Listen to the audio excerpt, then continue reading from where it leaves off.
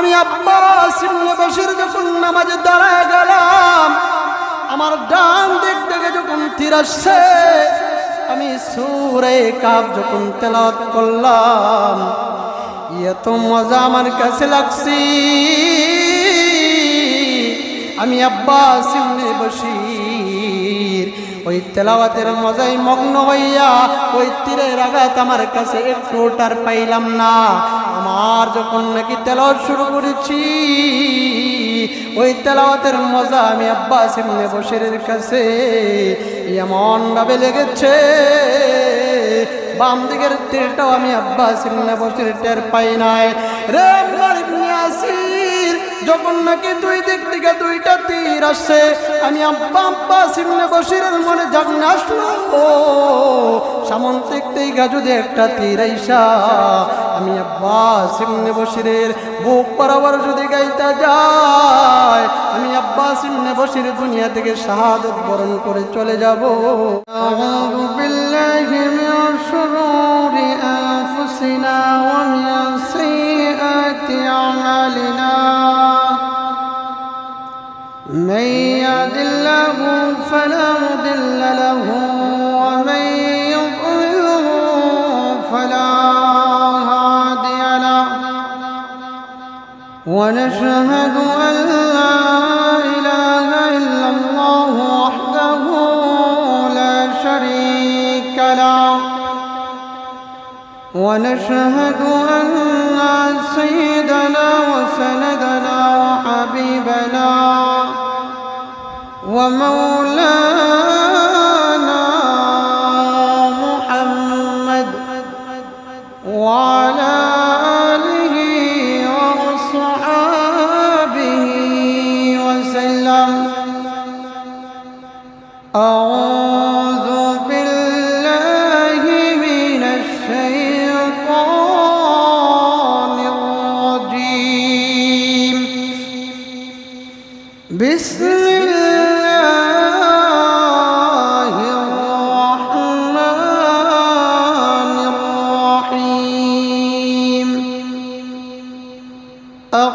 أقيموا الصلاة وآتوا الزكاة واركعوا مع الراكعين. وقال النبي صلى الله عليه وسلم: الصلاة مفتاح الجنة، أو كما قال النبي صلى الله عليه وسلم. بارك الله لنا ولكم في القرآن العظيم، ونفعنا وإياكم بالآيات والذكر الحكيم. صلى الله على سيدنا ومولانا محمد وعلى آله وصحبه وسلم. صلى الله على سيدنا ومولانا محمد وعلى آله وصحبه وبارك وسلم. بلغ العلا بكماله، كشف الدجى بجماله، حسنت جميع خصاله. صلوا عليه وآله. كريم السجايا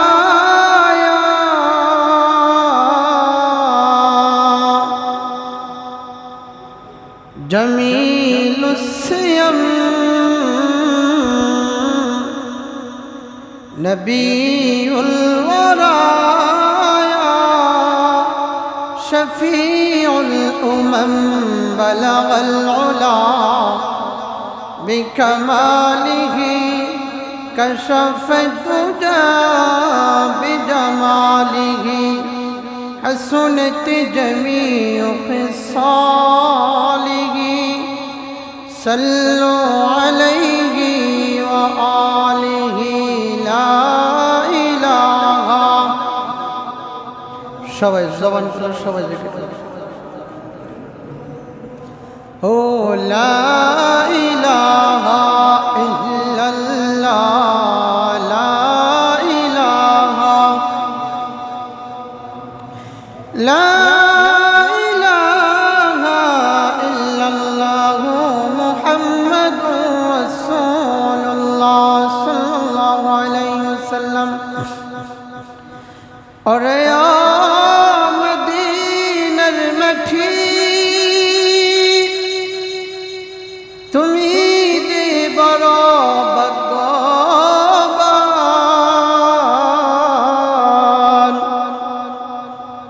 তোমার মাঝে শুয়ে আছেন আমরার নবী দুজাহান বালাগাল উলা বিকামালিহি كشفت فجا بجماله حسنت جميع خصاله صلوا عليه وآله মুআজ্জাজ মুকাররম সম্মানিত মুসল্লিন সর্বপ্রথম সে মহামণি রব্বে কারিমের দরবারে অন্তরের গভীর থেকে শুকরিয়া জ্ঞাপন করছি যে আল্লাহ পাক রব্বুল আলামিন আমাদেরকে মায়া করে দয়া করে সৃষ্টিকুলের শ্রেষ্ঠ জায়গা সপ্তাহের শ্রেষ্ঠ দিন পবিত্র জুমার নামাজের দিনে জুমার নামাজের পূর্বক্ষণে কিছু আলোচনা করার শোনার তৌফিকটুকু দান করেছেন সেই জন্য সেই মহামণি রব্বে কারিমের দরবারে শুকরিয়া জ্ঞাপন করি আলহামদুলিল্লাহ। আমি আপনাদের সামনে মহাগ্রন্থ আল কোরআনের একখানা আয়াতে কারিমা তেলাওয়াত করেছি। আমাদের গত 2 সপ্তাহ সূরা কাউসারের আলোচনা চলছিল।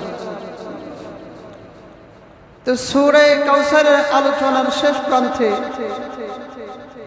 আমরা কাউসারের ব্যাখ্যা দিতে যাইয়া বলেছিলাম যে কাউসারের পানি হাউজে কাউসারের পানি 2টা শর্তের বিনিময়ে আল্লাহ কি মানুষদেরকে দিবেন।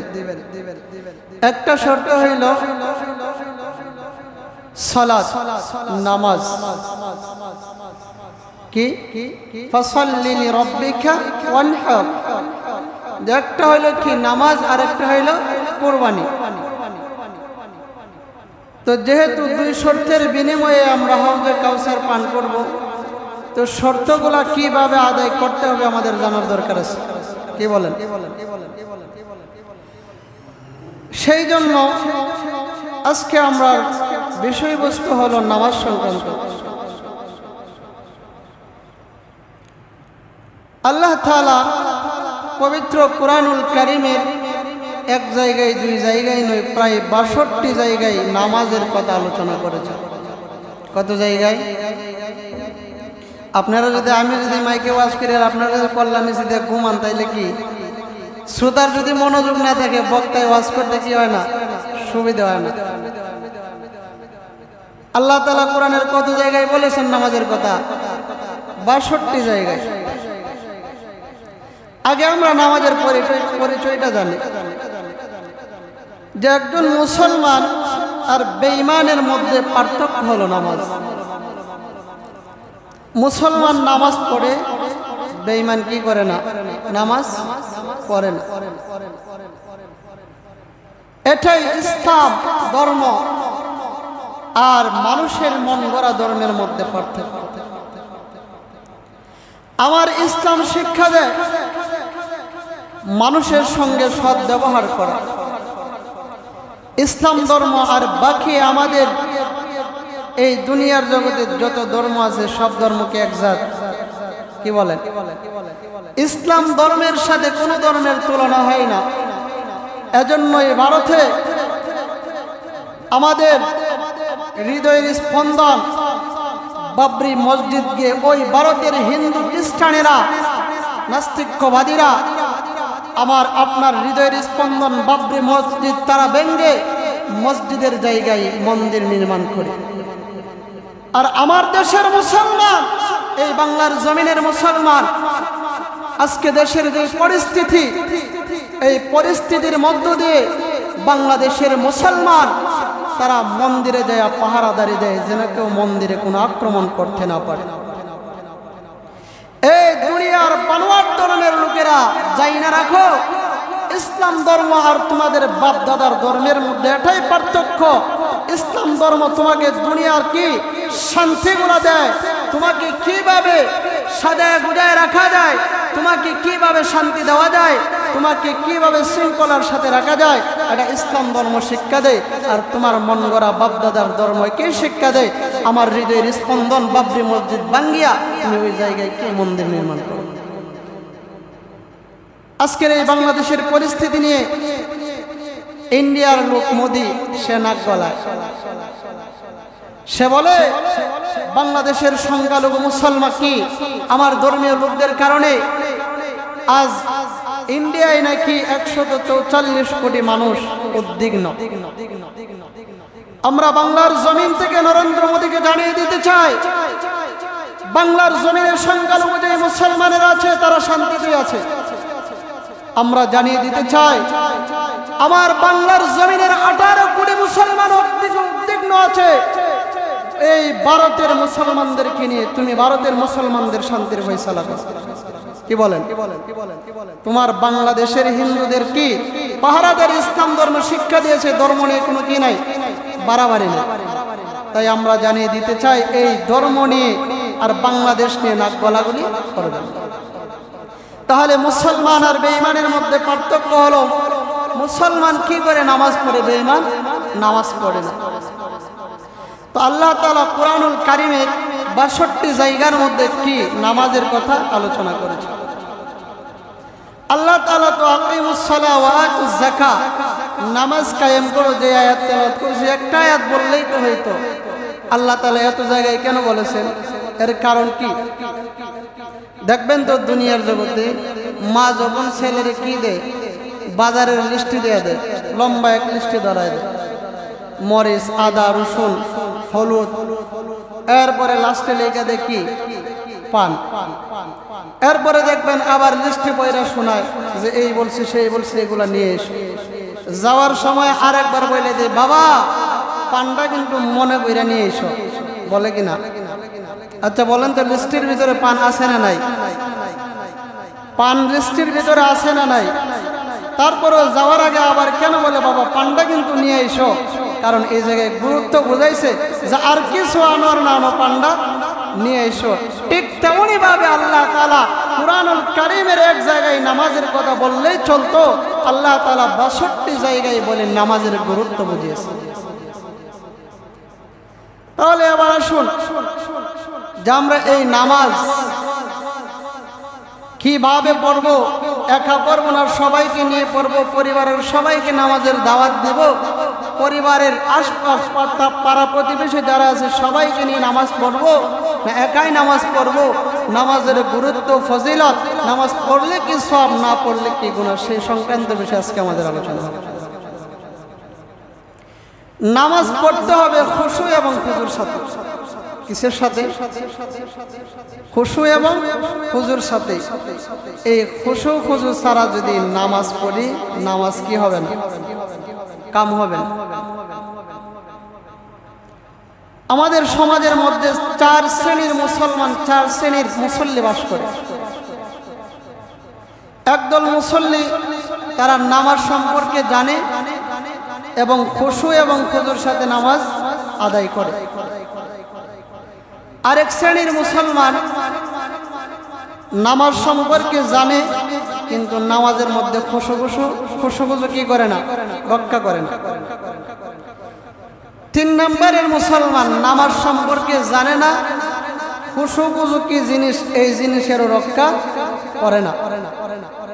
4 নম্বরে আরেকটা দল আছে, নামাজ সম্পর্কে জানে না, খুশু কি জিনিস এরা তো চিনে না, নামাজও পড়ে না। কয় শ্রেণীর লোক পাইছি?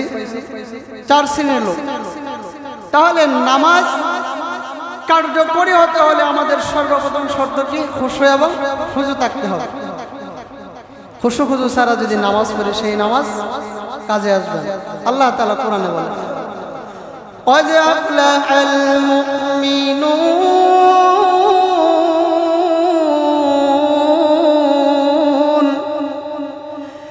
الذين هم في صلاتهم خاشعون। আল্লাহ বলেন قد أفلح المؤمنون, মুমিনগণ সফল হয়ে গেছে।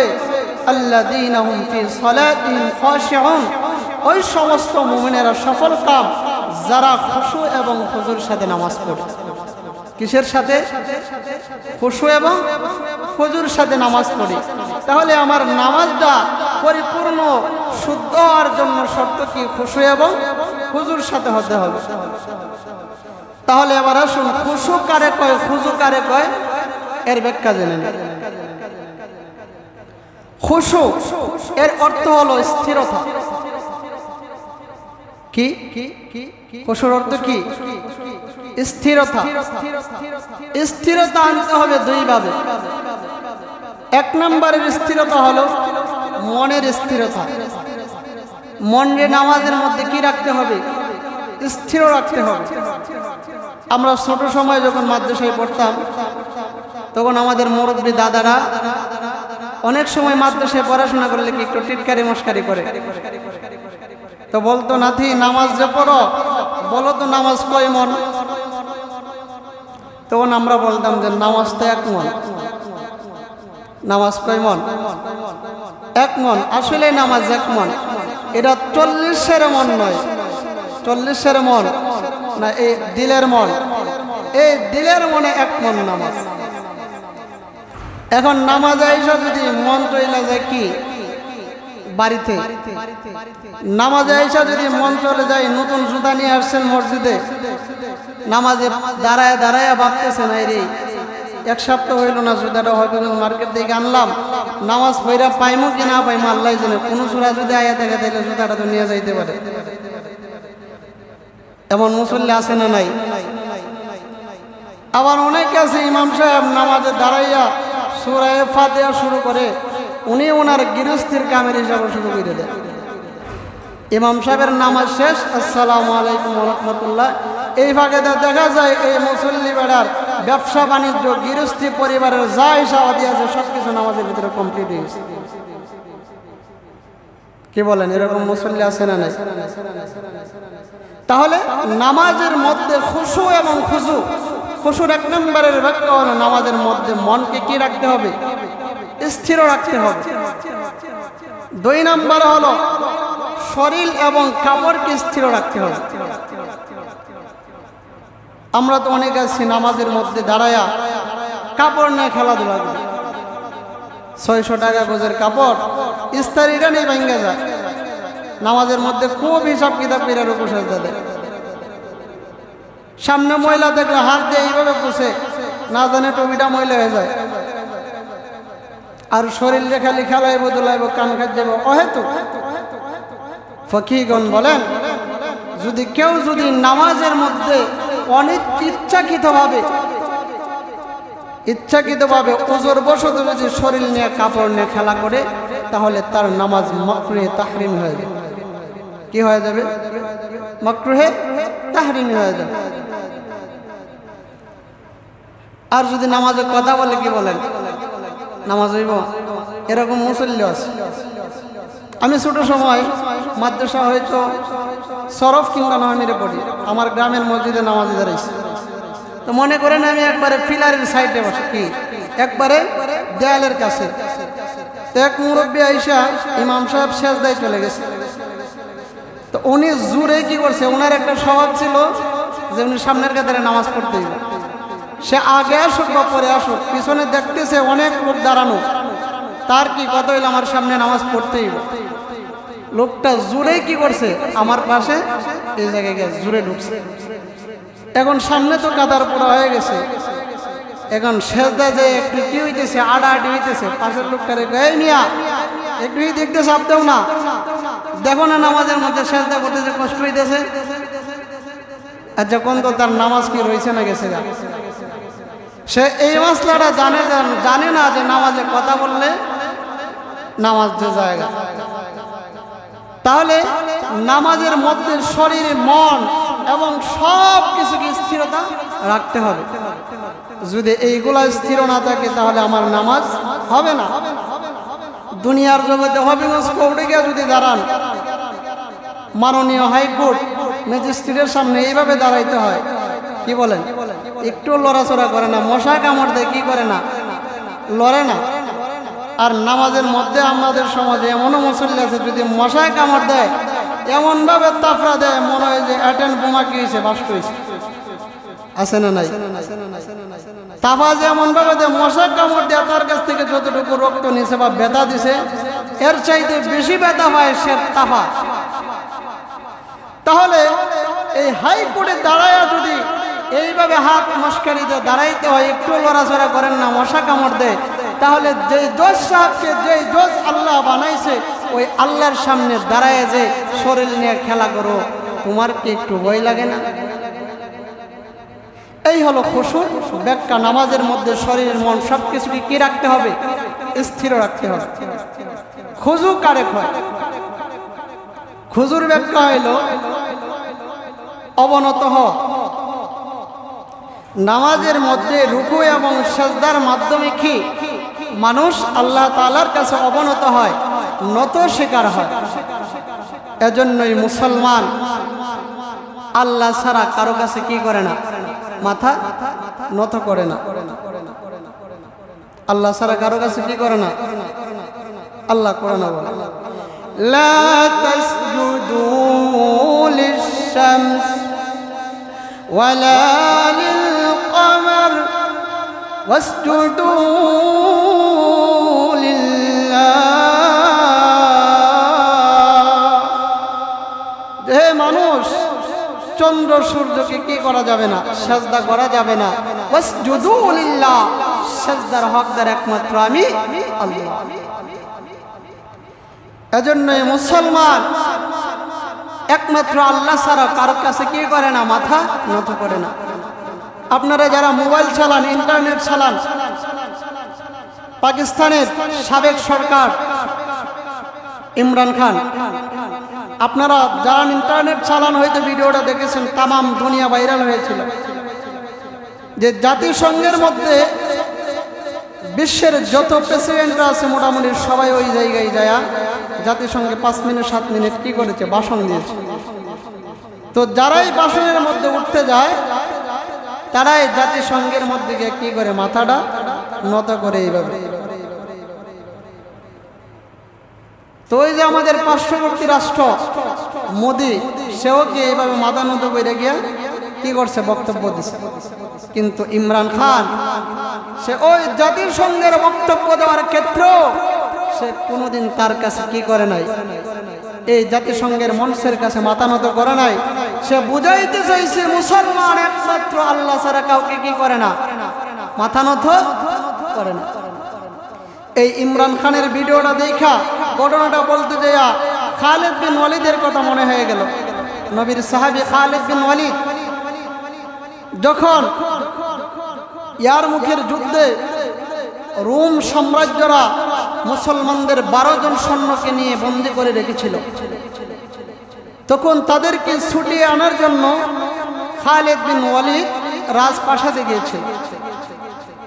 তো রাজপ্রাসাদের মধ্যে যে গেটটা দেওয়া, তরবারির গেট, এই গেটটা এমনভাবে নিচু করে দেওয়া যাতে কেউ এই শাহীন এই এর ভিতরে ঢুকতে হলে, রাজমহলে ঢুকতে হলে মাথাটা নত করে যাইতে হয়। তো খালিদ বিন ওয়ালিদ রাদিয়াল্লাহু তাআলা আনহু গিয়া দেখলেন যে কেসির গেট কি তরবারির গেট নিচু, তিনি গিয়া বললেন গেটটার একটু উঁচায় দাও, কেন এটা আমাদের শাহী মহলের আদব, যারা এই রাজমহলে ঢুকে তারা মাথাটা নত করে যাইতে হয়। খালিদ বিন ওয়ালিদ বলেছিলেন যে এই লোকেরা শোনো, আমি খালিদ বিন ওয়ালিদ হলাম মুসলমান, এই মুসলমান একমাত্র আল্লাহ ছাড়া কারো নিকট কি করতে পারে না, মাথা নত করতে পারে না। এই গেটকে উঁচাইবা না, এক লাথি দিয়ে সবকিছু চুরমার করে দেব। সুবহানাল্লাহ বললেন না? কোন জায়গায় গিয়ে বলছে? রাজমহলে যাইয়া যে এই গেট কি উঠাইবা না আমি লাথি মারে এই গেট তছনছ করে দিব। আমি খালিদ বিন ওয়ালিদ একমাত্র আল্লাহ ছাড়া কারো কাছে কি করব না, মাথা নত করব না। তাই দোয়া করুন আল্লাহ তাআলা যেন বিশ্বের প্রত্যেকটা রাষ্ট্রের মধ্যে এই ইমরান খানের মতন শাসক তৈরি করে দেয়। এটা দরকার। বেশি বলতে গেলে বলবেন যে হুজুর অন্য রাস্তায় চলে যাইতেছে। এইগুলা যদি না বলি, এগুলা বলতে হবে। তাহলে আবার আসুন, মুসলমান একমাত্র কাকে? আল্লাহ ছাড়া কারো নিকট মাথা নত করতে পারে না। তাহলে রুকু এবং সেজদার মাধ্যমে কি করা? নিজের মাথাকে নত করা। এই হলো খুশু আর খুজু। এই খুশু খুজু যদি না থাকে তাহলে আমার আপনার নামাজ হবে। তাহলে এই নামাজ কিভাবে কবুল করতে হবে? সাহাবীওয়ালা নামাজ, নবীওয়ালা নামাজ কি ছিল?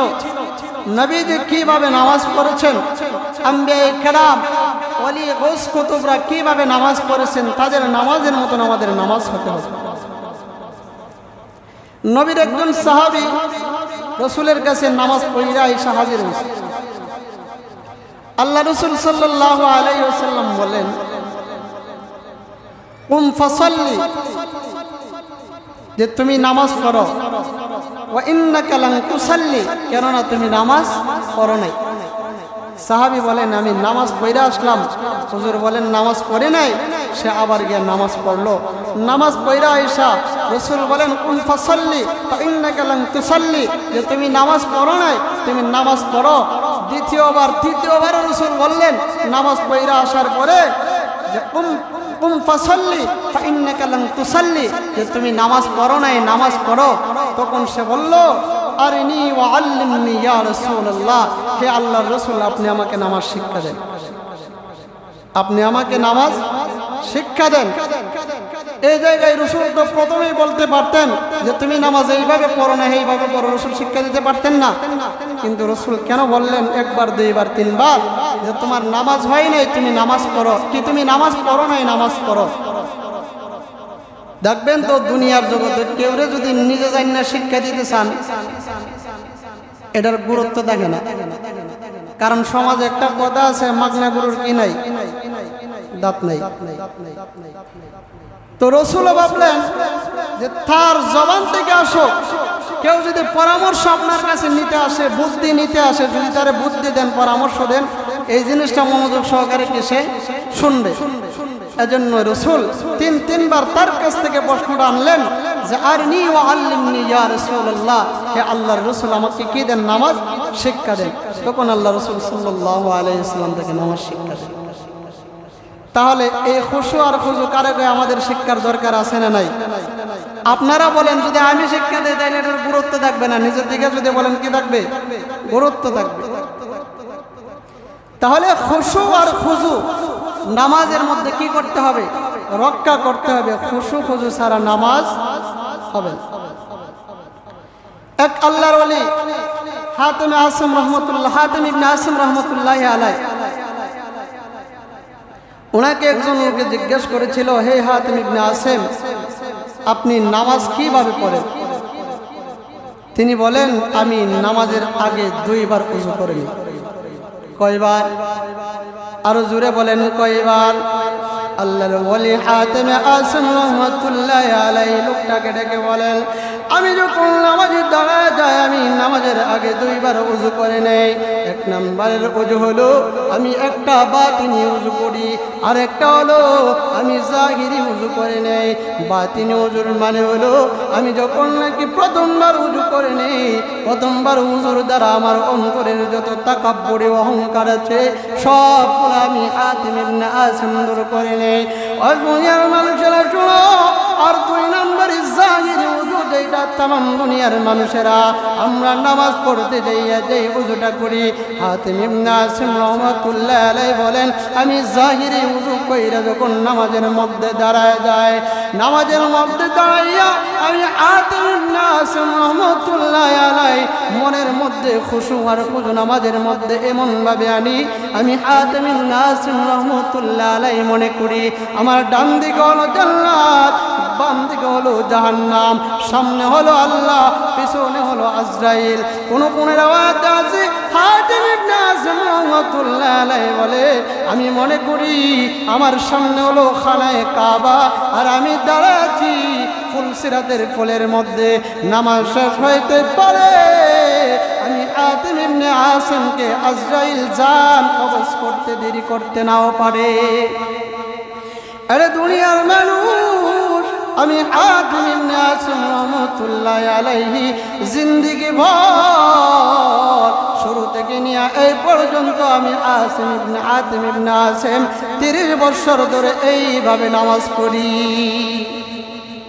যে আমার নামাজের মধ্যে ডান দিকে মনে করি আকি জান্নাত, বাম দিকে জাহান্নাম, সামনে হলো আল্লাহ, পিছনে আজরাইল, দাঁড়ায় আছি ফুলসিরাতের ফুলের মধ্যে। নামাজ শেষ হতে পারে, নাও হতে পারে, আমার মৃত্যুটা হয়ে যেতে পারে। এইভাবে নামাজ পড়লে কি হবে? নামাজটা সঠিকভাবে আদায় হবে। আর যদি নামাজের দ্বারায় যদি সংসারের কথা ভাবেন, নামাজের দ্বারায় যদি বলেন আমার নতুন জুতা ছুঁড়ে নিয়ে যাবে, এইভাবে নামাজ পড়লে নামাজ কোনদিন কবুল হবে না।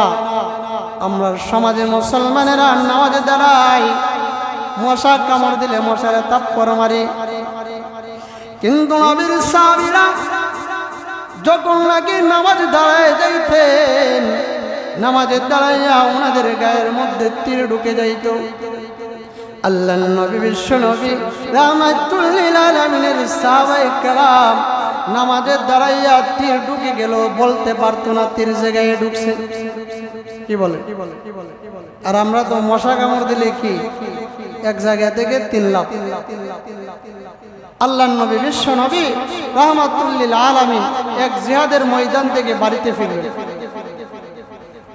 বাড়িতে ফিরার পথে এক জায়গায় রাত্র হয়ে গেল। রাসূল সাহাবীদেরকে জিজ্ঞাসা করেন, ও সাহাবীরা, রাত্র হয়ে গেল, আমরা বাসায় পর্যন্ত এই রাত্রের ভিতরে পৌঁছতে পারবো না, আমরা এই জায়গার মধ্যে অবস্থান করে নিব।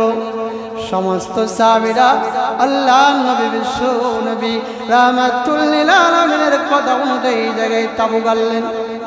কারণ সাহাবীরা কোনোদিন নবীর কথা কি করতো না? অমান্য করতো না। ইনি তো ছিলেন বিশ্ব নেতা, দুনিয়া ও আখিরাতে তাম দুনিয়ার নেতা।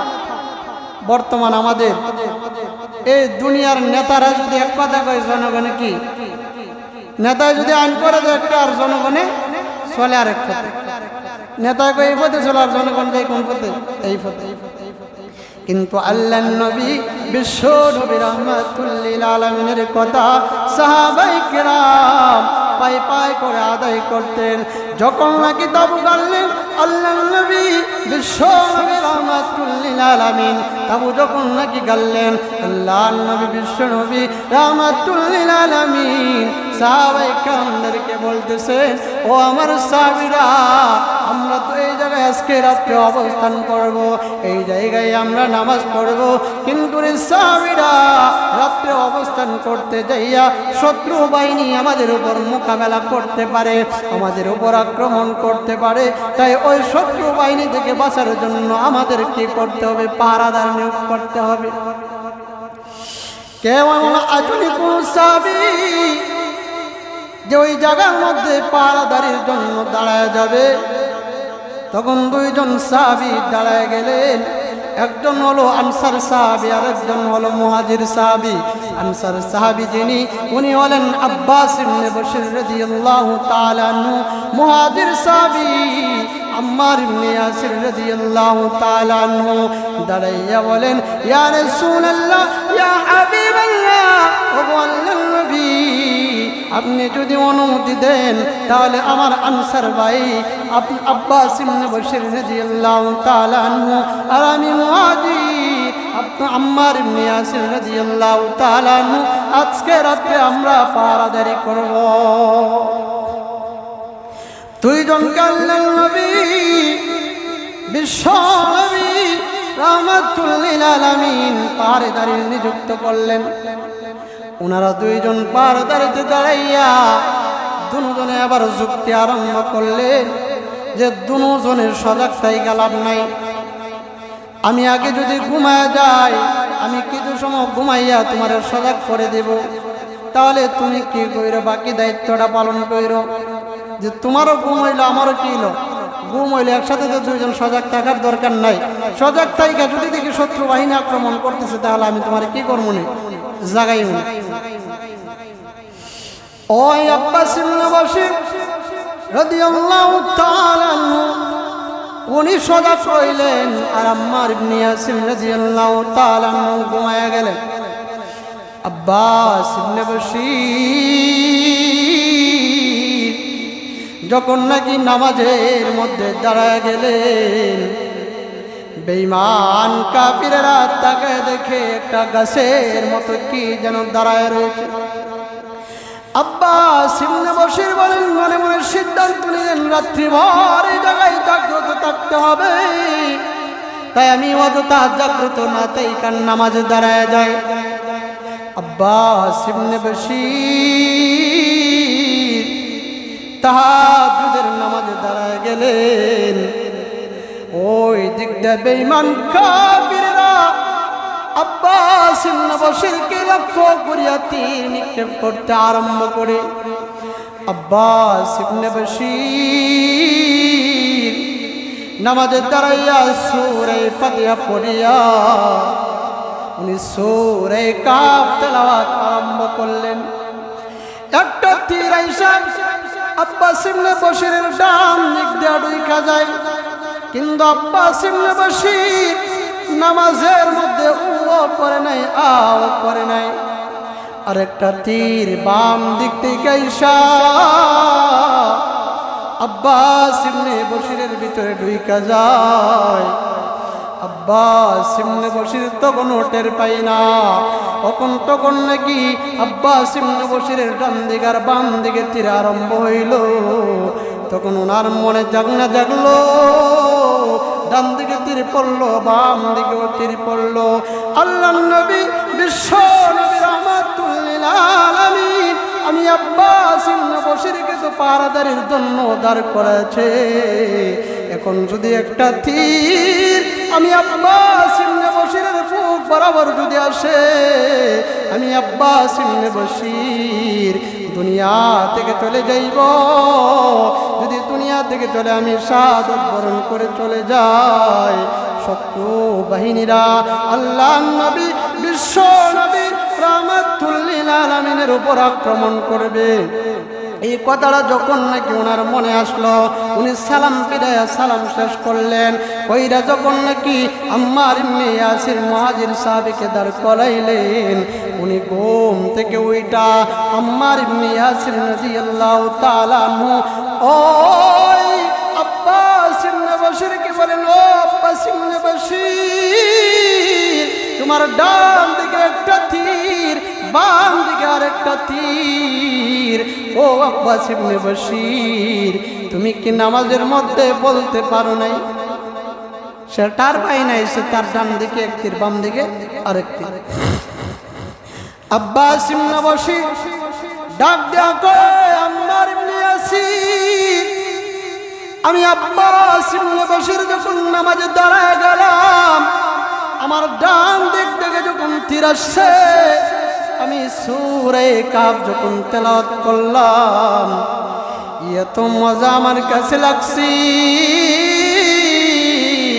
আমি আব্বাস ইবনে বশির ওই তেলাওয়াতের মজায় মগ্ন হইয়া ওই তীরের আঘাত আমার কাছে একটু টার পাইলাম না।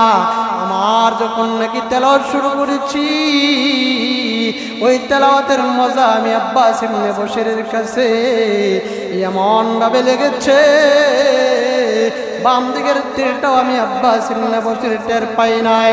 রে আম্মার ইবনে ইয়াসির, যখন নাকি দুই দিক থেকে দুইটা তীর আসছে, আমি আব্বাস ইবনে বশিরের মনে জাগনা আসলো, ও সামন থেকে যদি একটা তীর আইসা আমি আব্বাস ইবনে বশিরের বুক বরাবর যদি গাইতে যায়, আমি আব্বাস ইবনে বশির দুনিয়া থেকে শাহাদাত বরণ করে চলে যাব।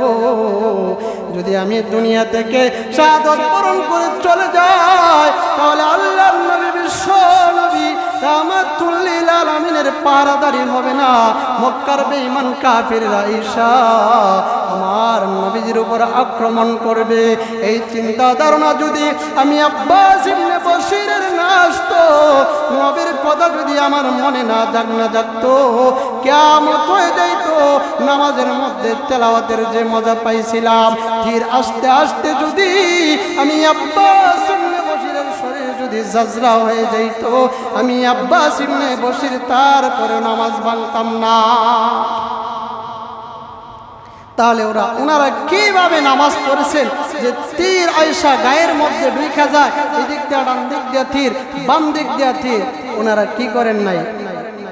নামাজে ঠারই পান নাই। তেলাওয়াতের মধ্যে কত মজা! এই তেলাওয়াতের মজা কিসের জন্য পাইছেন? খুশু আর খুজুর জন্য। কিসের জন্য পাইছেন? কিসের জন্য? খুশু আর খুজুর জন্য।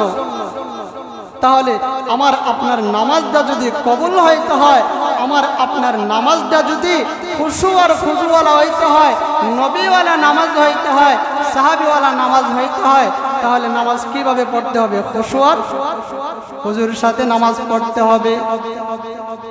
আর যারা নামাজ পড়ে না তাদের কি অবস্থা হবে? যোহরের সময়, ফজরের সময় যখন আজান দেই, মনে আমরা বাহানা দেই যোহরের নামাজে যাব। যোহরের যখন আজান হয়ে যায়, মনে বাহানা দেই যে কোন সময় যাব, আসরের সময় যাব।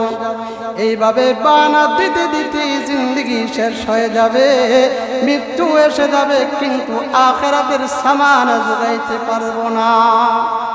এজন্যই কবি বলেন, শোনো রে মুমিন, ওঠো রে মুমিন, পড়ো রে ফজর, সূর্য যায় রে উঠিয়া, জাহান্নামে জ্বলছে আগুন, নিবাও ফজর পড়িয়া।